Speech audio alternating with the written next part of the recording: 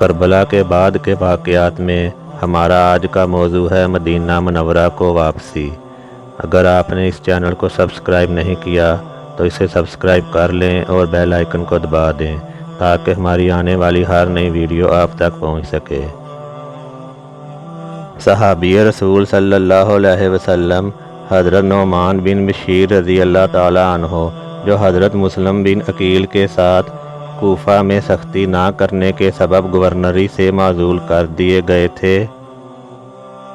یزید نے اہل بیت رسالت کا ہمدرد دیکھ کر بلایا اور کہا کہ حسین رضی اللہ تعالیٰ عنہ کے اہل عیال کو مدینہ پہنچانے کا انتظام کرو، اور پھر اپنے آپ کو قتل حسین رضی اللہ تعالیٰ عنہ سے بری ثابت کرنے کے لیے حضرت زین العابدین کو تنہائی میں بلا کر کہا کہ خدا ابن زیاد پر لعنت کرے۔ واللہ اگر براہ راست آپ کے والد کا اور میرا سامنا ہو جاتا تو جو کچھ وہ فرماتے منظور کر لیتا اور ان کو قتل کرنا ہرگز گوارا نہ کرتا، لیکن جو خدا کو منظور تھا وہ ہوا۔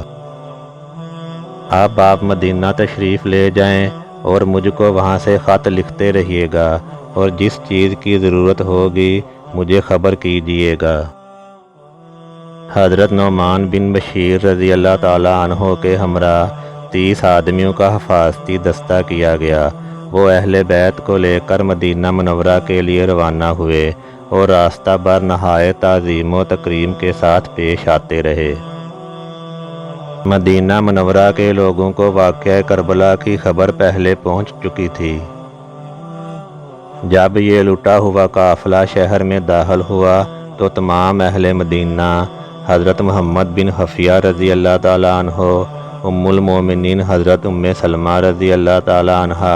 اور خاندان کی دیگر عورتیں سب روتی ہوئی نکل پڑیں۔ قافلہ سیدھا حضور صلی اللہ علیہ وسلم کے روضہ اقدس پر حاضر ہوا۔ حضرت زین العابدین، جو ابھی تک صبر و ضبط کا پیکر بنے ہوئے خاموش تھے، جیسے ہی ان کی نظر قبر انور پر پڑی اور ابھی اتنا ہی کہا تھا کہ دادا جان اپنے نواسے کا سلام قبول فرمائیں کہ ان کے صبر کا پیمانہ چھلک اٹھا، اور وہ اس طرح درد کے ساتھ روئے اور حالات بیان کرنا شروع کیے کہ کوہرام برپا ہو گیا اور قیامت کا نمونہ قائم ہو گیا۔ سید الشہداء حضرت امام حسین رضی اللہ تعالیٰ عنہ کا سر انور کہاں دفن کیا گیا، اس میں اختلاف ہے۔ مشہور یہ ہے کہ اسیران کربلا کے ساتھ یزید نے آپ رضی اللہ تعالیٰ عنہ کے سر مبارک کو مدینہ منورہ روانہ کیا، جو سیدہ حضرت فاطمہ الزہرا رضی اللہ تعالیٰ عنہا اور حضرت امام حسن رضی اللہ تعالیٰ عنہ کے پہلو میں دفن کیا گیا۔